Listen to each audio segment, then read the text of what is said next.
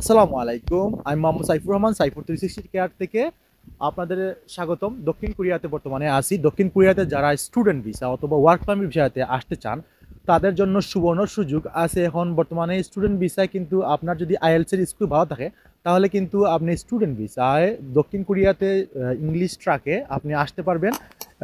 দক্ষিণ কোরিয়াতে কিন্তু এখন স্কলারশিপ আছে আপনার আইএলটিএস এর স্কোরের ভিত্তিতে।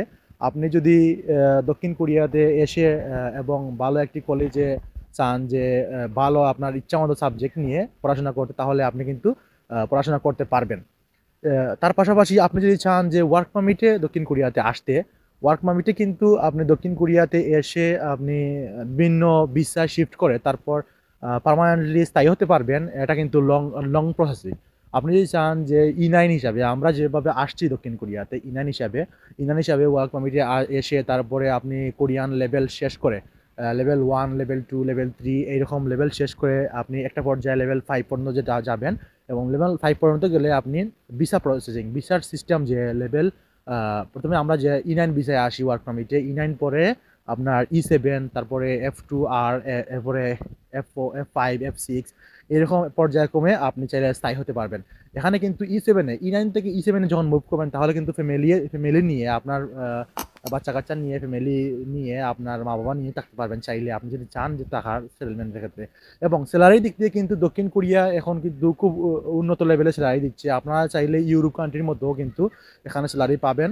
এবং এখান থেকে কিন্তু বিভিন্ন দেশে আপনার যদি সাউথ কোরিয়াতে ই7 ভিসা থাকলে আপনি কিন্তু ইউরোপ, আমেরিকা, অস্ট্রেলিয়া সহ সব দেশে কিন্তু আপনি একটা মানে ট্রাভেল স্টোরি তৈরি করতে পারবেন। এবং আমরা যে আছি দক্ষিণ কোরিয়াতে, আমি রিসেন্টলি আপনার জাপান, চায়না এবং বাংলাদেশে গেছি, বাংলাদেশ থেকে আবার ফিরে আসছি, এবং আপনার বিভিন্ন দেশে ভিসার জন্য প্রসেসিং করতেছি। এখন আমার বন্ধু বান্ধব যারা আছে তারা কিন্তু এখন অনেক দেশে টুরিস্ট হিসাবে ভিজিট করে আসছে।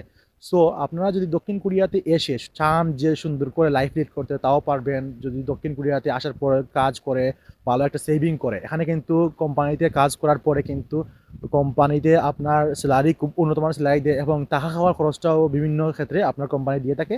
এবং আপনার পেনশন হিসাবে একটা পেনশন জমা করে রাখে, তারপরে আপনি যখন কাজ ছেড়ে দিবেন, তাহলে আপনার 1 বছর লাস্ট আপনাকে 1 বছর কাজ করতে হবে। 1 বছর কাজ করলে আপনাকে পেনশন দিবে। এর বাইরে যত বেশি কাজ করবেন, তার ভিতরে প্রতি বছরের হিসাব অনুযায়ী আপনাকে পেনশন দিবে। তাছাড়াও আপনার এই স্যামসং এর একটা পেমেন্ট আছে, ওইটা পেমেন্ট দিবে। তারপরে আরো অনেকগুলো আছে। আপনার কাজ শেষ করে দক্ষিণ কোরিয়াতে যখন একবার চলে যাবেন, তখন কিন্তু আপনার টোটালি হিসাব করে আপনার পেনশন হিসাবে আপনার কিছু টাকা ধরিয়ে দিবে। এরপরে ধরেন আপনি যদি চান যে এখানে অস্ট্রেলিয়াতে মুভ করতে, এখান থেকে অস্ট্রেলিয়াতে কিন্তু খুব ভালো সুযোগ আছে। এখান থেকে আপনি পিটিই দিয়ে, তারপরে আপনি ইংলিশের কোর্স যদি ভালো পারেন, ইংলিশের আইএলটিএস থাকে, তারপরে আপনি কিন্তু দক্ষিণ কোরিয়া থেকে কিন্তু বিভিন্ন দেশে কিন্তু মুভ করতে পারতেছেন। এখানে একটা আমরা মনে করি যে, বুঝতে পারি যে সেনজেনের মতো, যেরকম আমরা সেনজেনের থেকে এক দেশে সহজে ভিসা করে বা সহজে আপনি বাস অথবা ট্রেনে আমরা যাতায়াত করতে পারি, ঠিক সেইভাবেও ধরতে পারেন।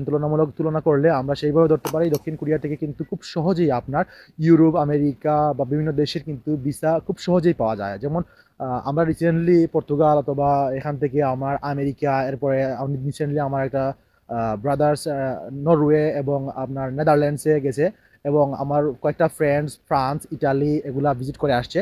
সো আপনারা বুঝতে পারতেছেন যে দক্ষিণ কোরিয়া একটা ট্রানজিট পয়েন্ট হিসেবে ধরতে পারেন। দক্ষিণ কোরিয়াতে কিন্তু আসার কিন্তু রিকোয়ারমেন্ট কিন্তু খুবই কম। আপনি যদি স্টুডেন্ট বিষয়ে আসতে পারেন, স্টুডেন্ট বিষয়ে আসলে কিন্তু আপনার শুধুমাত্র আইএলটিএস এর রিকোয়ারমেন্ট, এবং আপনার পড়াশোনা থাকলে আপনি যদি গ্রাজুয়েট হিসেবে আসেন, অথবা ওই আপনার মাস্টার্স অথবা এই কোর্সগুলোতে আসেন, আপনি চাইলে ভাষা কোর্সেও আসতে পারবেন। দক্ষিণ কোরিয়াতে আসার পরে চাইলে কিন্তু সহজেই মুভ করতে পারবেন। দক্ষিণ কোরিয়াতে যখন আপনার ভিসাটা লাগবে, দক্ষিণ কোরিয়ার ভিসা যখন আপনার পাসপোর্টে লাগবে, তখন কিন্তু আপনার পাসপোর্টের ভ্যালু আপনার অনেক বেশি বৃদ্ধি পেয়ে যাবে। সো প্রিয় দর্শক, যারা এখন পর্যন্ত মানে বাইরে কোনো দেশে মুভ করতে পারে না, দক্ষিণ কোরিয়া হতে পারে একটা সুন্দর স্বপ্নের দেশ। এবং দক্ষিণ কোরিয়ার ওয়েদার, দক্ষিণ কোরিয়ার যে কর্মসংস্থান, দক্ষিণ কোরিয়াতে কাজের সুযোগ সুবিধা, দক্ষিণ কোরিয়াতে অনেক ক্ষেত্রে কিন্তু আপনি কাজ করতে পারেন। স্টুডেন্ট বিষয়ে আসলে আপনার কিন্তু অনেক কাজের ক্ষেত্র আছে। আপনাকে খুব সহজেই আপনি মানানসই হতে পারবেন দক্ষিণ কোরিয়াতে বিভিন্ন সেক্টরে আপনি স্টুডেন্ট বিষয়ে আসে কাজ করতে পারবেন। তাছাড়াও যদি ওয়ার্ক পারমিট হিসেবে আসেন, তাহলে কোম্পানির কিন্তু অভাব নেই। আপনি একটা কোম্পানি চেঞ্জ করতে পারবেন দক্ষিণ কোরিয়াতে, আপনার পছন্দ মতো কোম্পানিতে কাজ করতে পারবেন। এবং আপনার স্যালারি কিন্তু কোরিয়ান সরকার কর্তৃক নির্ধারিত, সব কোম্পানিতে একই ধরনের স্যালারি আপনার বেসিক স্যালারি হয়ে থাকে, তারপরেও আপনি ওভারটাইমের ভিত্তিতে আপনি চাইলে মাসে বাংলা টাকায় ৩ থেকে ৪ লক্ষ এবং ৫ লক্ষ টাকা পর্যন্ত আপনি হাইয়েস্ট কাজ করতে পারবেন। সেটা হচ্ছে আপনার কাজের ওভারটাইমের ভিত্তিতে। আপনার বেসিক স্যালারি যদি আমি হিসাব করে দিই বাংলাদেশের তুলনায়, বেসিক স্যালারির ক্ষেত্রে আপনার চাইলে বেসিক স্যালারি আপনার হতে পারে, যদি আপনার থাকা খাওয়ার খরচ কোম্পানি বহন করে, তাহলে আপনার সব শেষ দিয়ে আপনার কমসে ১,৭০,০০০ মতো এখন বর্তমানে বেসিক স্যালারি আপনার হয়ে থাকে। এবং আপনার ওভারটাইম প্রতি কোম্পানিতে আপনার শনি রবি ওভারটাইম হয়ে থাকে এবং প্রতিদিন আপনার ২ ঘন্টা ১ ঘন্টা ওভারটাইম হয়ে থাকে। সো ধরা যায় যে প্রতি কোম্পানিতে একজন শ্রমিক আপনার ৩০ থেকে ৪৫ লক্ষ ওয়ান পেয়ে থাকে, তা বাংলা টাকায় কনভার্ট করলে আপনার ৩ থেকে ৩.৫ লক্ষ টাকা হয়ে থাকে। তো বুঝতে পারতেছেন দক্ষিণ কোরিয়াতে খুব ভালো স্যালারি পাওয়া যায় এবং সেভিংয়ের ক্ষেত্রে আপনার কিন্তু খরচ খুবই কম।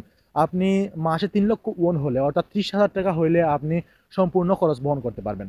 সো প্রিয় দর্শক, আপনারা যারা এখন পর্যন্ত ক্রোয়েশিয়া, সার্বিয়া, নেদারল্যান্ডস, পর্তুগাল বা ইতালি অথবা আপনার স্পেনে যারা যেতে পারেন না, এখন পর্যন্ত প্রসেসিংয়ে আছেন, তারা চাইলে দক্ষিণ কোরিয়াতে ট্রাই করতে পারেন দক্ষিণ কোরিয়াতে আসার জন্য। দক্ষিণ কোরিয়াতে আসা কিন্তু একটা বড় মাধ্যম হচ্ছে ইপিএস, অর্থাৎ আপনার ইপিএস অর্থাৎ এমপ্লয়মেন্ট পারমিট সিস্টেম, বুয়েলসেলের মাধ্যমে আপনারা ভাষা শিখে চাইলে আসতে পারবেন।